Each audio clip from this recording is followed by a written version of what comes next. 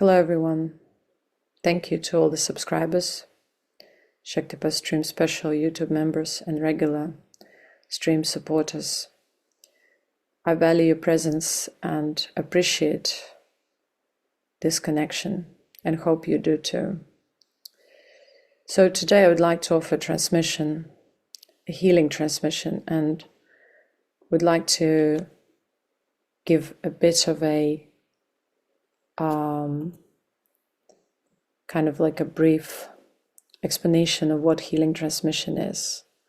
What does it mean to heal without intention? Most of the people, especially those who think they learn some kind of energy healing arts or transmissive arts, usually still are very unrefined, very misaligned, and end up transmitting their own unrefined self-being or connect to other beings and their unrefined ancestral or whatever else energetic material. So how do you become an unintentional, powerful healing master without wanting to have any position or be called as such or be seen as such?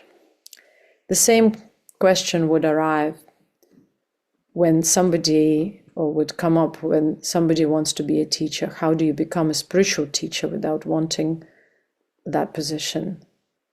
So it is something that no one maybe questions or even asks themselves, which is very sad, because the real healing, the real teaching, the real evolution happens through our reconnection with a higher presence, with a higher reality. And it doesn't happen by intention. It happens by grace. But the word grace has been misused or used in a very, very religious or philosophic context and is not quite understood. If we were to realize what Shaktipat is, we would say Shaktipat is a grace. But grace of what? And that's where we start philosophizing and going into all that which we know spirituality, like religiosity or spiritual schools and ideas of life. Now people, very few people, human beings, who have ever realized the essence of high reality and who have managed to contain it within themselves and who have managed to transform through it, realize that the path to healing and transformation is not linear and has nothing to do with the human consciousness or its desire, unrefined desire to occupy a niche or be seen or validated in any sense or form. And thus through healing, through Shaktipat, and through spiritual teaching happen through the connection to the high existence and through the alignment. When we speak in terms of teaching or teachers and healers, we speak about the vessels of consciousness that are or that become examples of that. The most important in life to have a reference point and an example. And this is all that matters in terms of spiritual learning and evolution, because once you've registered or became aware of a reference point, you have an example of someone who has been aligned or who has become aligned or who has reached a certain level of mastery. Your awareness sets a goal, whether intentionally or not, but you become aware. Everything happens through awareness, which is a subtle component of our existence and the most significant. Because if we become aware of certain things, we're able to align to it, or you may say we're able to integrate with it. So the whole point of evolution is about integration, alignment. And how do you integrate and align? By dissolving all the limitations that obstruct your alignment to begin with. So when you reconnect, which is awakening, when you reconnect with the higher reality, it is not enough, because in this stage you perceive yourself in a separate way, where the higher reality is one thing and your body and its condition is another thing. And because of that, a lot of errors about this reality, a lot of misinterpretations are born. The corruption is born out of this.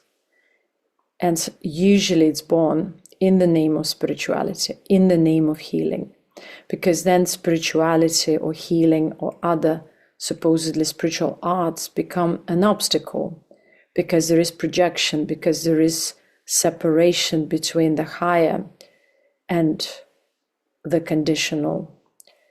And the only way to overcome this obstacle and not to perish through this supposedly illusory desire to transform and grow spiritually is to let go of this desire and to actually simply cultivate the higher being while being able to remain grounded, to remain disciplined, and to just live life in a natural, simple way, or whichever way you wish, but with that higher awareness, gradually dissolving these patterns, the patterns of the past, the patterns of your ancestors, the patterns of your parental and grandparental, other ancestral archetypes. And if that work is done naturally, gradually, through life, with this awareness and with the guidance which allows you to have that reference point, the growth is imminent. It's definitely there. When we create a desire to become something in the physical reality, there is an intention that will bind us to this physical reality, not in a physical way, but in a subtle way. The actual bondage does not exist in the physical way. The real bondage is the idea of I want to be something or someone. Highly evolved beings, aligned beings, have no ideas or desires to become anything. They are. They are the vessels of the truth. And what is this truth is the higher reality, is the reality which is beyond human context. It's unconditional. It doesn't have any point of goodness or badness. It's existence. And for that existence, there is higher justice, which is only known by frequency. The justice comes through frequency, not through what any human being wants or condemns or desires, because that is already a filter. And that's why there is a lot of confusion through these filters that exist within each and every human being and their minds. Higher beings dissolved emotional context, yet it doesn't mean they cannot be emotional in potentiality. Anger and love will always exist when we express ourselves through the human body. But these are dissolved in the higher reality, in the being. Yet, if there is a need, as tools, as necessary, say, weapons, they will be used throughout life to set boundaries, to dissolve certain limitations, or to promote something. Now, masters know this and use these tools with caution, with high awareness, and with the intelligence and will that are aligned to the high existence.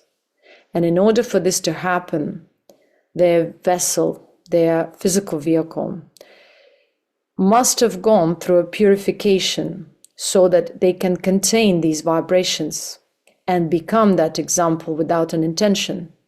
And whatever they represent emanates. They say, you healed, you're healed.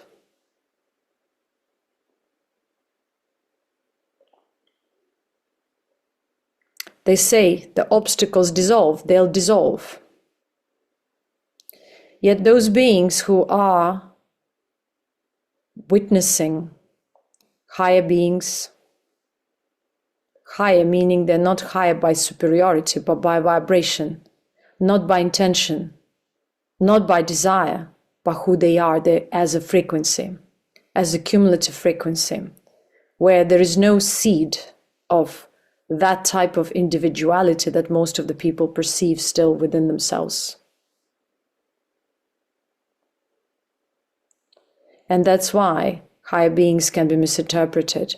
Real masters heal instantly, without intention, because their presence itself is healing. If they become aware of you, you become aware of them. Through that connection, the flow of higher being streams and healing, transformation, evolution are happening through your personal flow of life. Because higher beings do not interfere. They do not intend to change your personal flow of life, which is your destiny. Yet by being connected to such being or energetic cluster of consciousness, you receive much higher frequency and energy to support your flow so that you can change this flow. And when you change the flow, you may say, I'm healed, I'm transformed, I'm upgraded, just through awareness, through the connection, through the unintentional transmission, all the magic happens. Do these beings assume superiority? Do they assume that they are the vessels of teaching, or they are teachers, or they are this or that? No. Yet they know who they are. And others may assume. Others may put them in a box and interpret them. Yet their interpretation will be the reflection of who they are, not who the higher being is. And the higher being doesn't mean a human form.